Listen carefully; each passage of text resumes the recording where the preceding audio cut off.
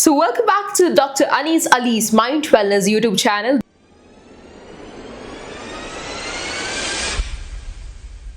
This is me, yours Shivani here. So hi doctor. Hi. നമ്മുടെ Oxford dictionary 2024 ഒരു പുതിയ വാക്ക് അതിലേക്ക് കൊണ്ടുവന്നിട്ടുണ്ടായിരുന്നു. ബ്രെയിൻ റോട്ട് എന്നാണ് ആ വാക്ക്. ഡോക്ടർ അറിഞ്ഞു കാണും. അതെ, ബ്രെയിൻ റോട്ട് എന്ന് പറഞ്ഞു കഴിഞ്ഞാൽ ഇപ്പൊ പുതിയ തലമുറയ്ക്ക് റീൽസിന്റെ കാലഘട്ടമാണല്ലോ. 30 സെക്കൻഡ്സ് അല്ലെ 45 സെക്കൻഡ്സ് ഉള്ള ചുരുങ്ങിയ റീൽസിനുള്ളിൽ എല്ലാ സംഭവം എന്താണോ അത് മൊത്തം അതിൽ ഉൾക്കൊള്ളിക്കുക എന്നുള്ള ഒരു കാലഘട്ടത്തിലേക്കാണ് നമ്മൾ മാറിയിട്ടുള്ളത്.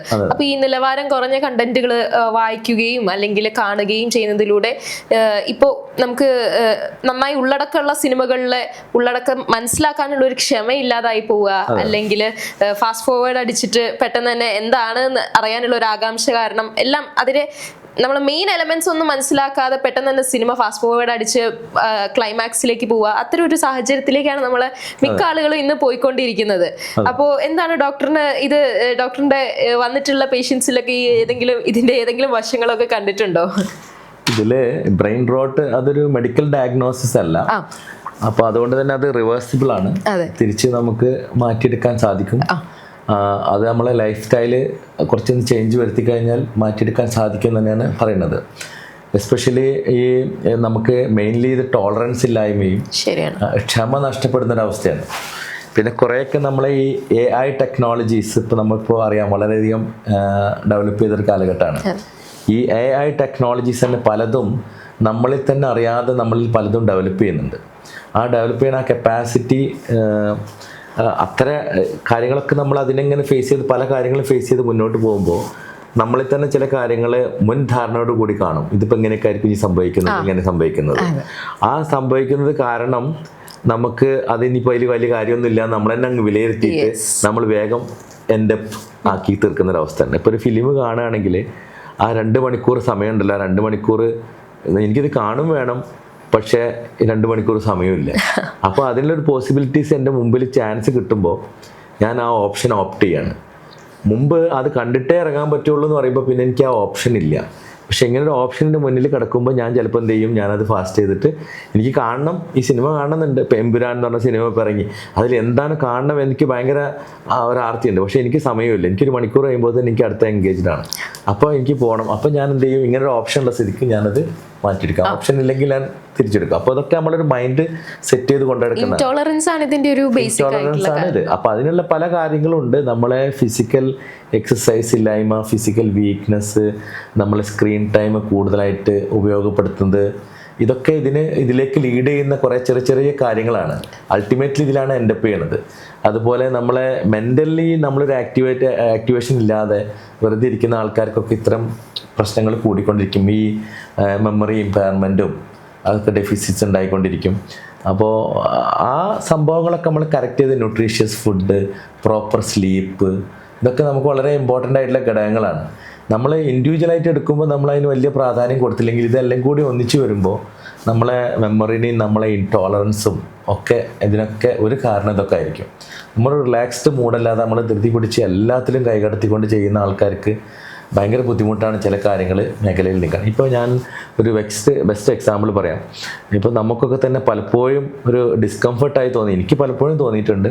ഇപ്പോൾ നമ്മൾ വലിയ ഫങ്ഷൻസൊക്കെ നടത്തുമ്പോൾ, ഇപ്പോൾ നമ്മൾ എന്തെങ്കിലും ഒരു ഒഫീഷ്യലി, ഇപ്പോൾ എൻ്റെ ഒരു സ്ഥാപനത്തിൽ ഒരു ഫംഗ്ഷൻ നടത്തുകയാണ്, അല്ലെങ്കിൽ അത് നടത്തുമ്പോൾ നമ്മൾ വലിയ അതിഥികളായിട്ടുള്ള ചീഫ് ഗസ്റ്റുകളൊക്കെയാണ് ക്ഷണിക്കുക. മിനിസ്റ്റേഴ്സ് അല്ലെങ്കിൽ ഒഫീഷ്യലായിട്ട് ഹയർ ഒഫീഷ്യലായിട്ടുള്ള ആളുകളൊക്കെ വിളിക്കും. ഇവർ ഭയങ്കര ബിസി ഷെഡ്യൂളുള്ള ആൾക്കാരാണ്, നമുക്കറിയാം.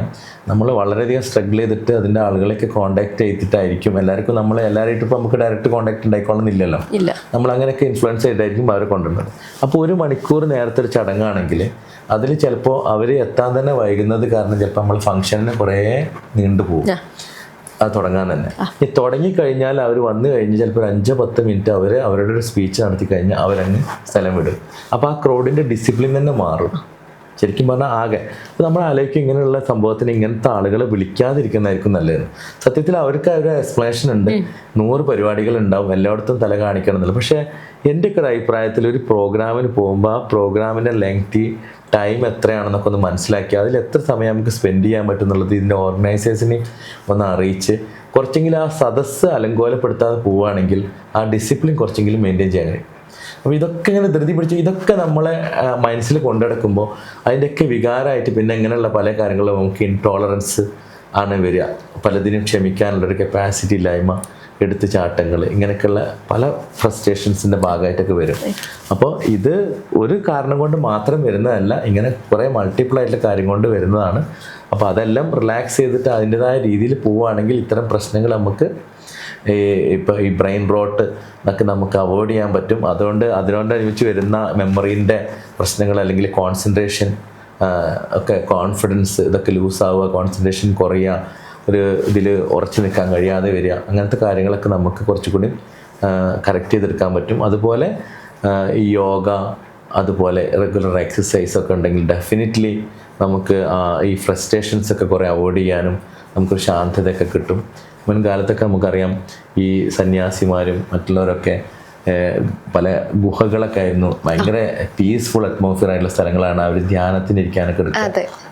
അപ്പോൾ ഒരു തരത്തിലുള്ള ഇൻട്രപ്ഷൻസ് വരാതിരിക്കാം. അവിടെയൊക്കെ ചില സ്ഥലങ്ങൾ, ഇപ്പോൾ രാമേശ്വരമൊക്കെ നമ്മളൊക്കെ പോയിട്ടുണ്ട്. അവിടെയൊക്കെ ഇരിക്കുമ്പോൾ തന്നെ നമുക്ക് ഒരു പാതി അസുഖം അവിടെ പോയി ഇരുന്നാൽ തന്നെ മാറുന്ന പറഞ്ഞ മാതിരിയാണ്. കാരണം ആ ഒരു അറ്റ്മോസ്ഫിയർ അങ്ങനെയാണ്. അപ്പം അങ്ങനെയുള്ള ചില കാര്യങ്ങളൊക്കെ റെഗുലറായി ചെയ്യുകയാണെങ്കിൽ നമ്മൾ ഇത്തരം പ്രശ്നങ്ങളൊക്കെ നമുക്ക് കുറേ ഒഴിവാക്കാൻ സാധിക്കുമെന്നാണ് എനിക്ക് തോന്നിയിട്ടുള്ളത്. 2024 ഓക്സ്ഫോർഡ് ഡിക്ഷണറിയിൽ അവർ ഇറക്കിയിട്ടുള്ള ഒരു പുതിയ വാക്കാണ് ബ്രെയിൻ റോട്ട് എന്നത്. അപ്പോൾ അതിൻ്റെ വിശദീകരണങ്ങളെല്ലാം ഇന്നത്തെ എപ്പിസോഡിലൂടെ നിങ്ങൾക്ക് മനസ്സിലായി എന്ന് വിശ്വസിക്കുന്നു. അടുത്ത എപ്പിസോഡിൽ വീണ്ടും കണ്ടുമുട്ടാം. Till then, this is me, Shivani, signing off. Bye bye.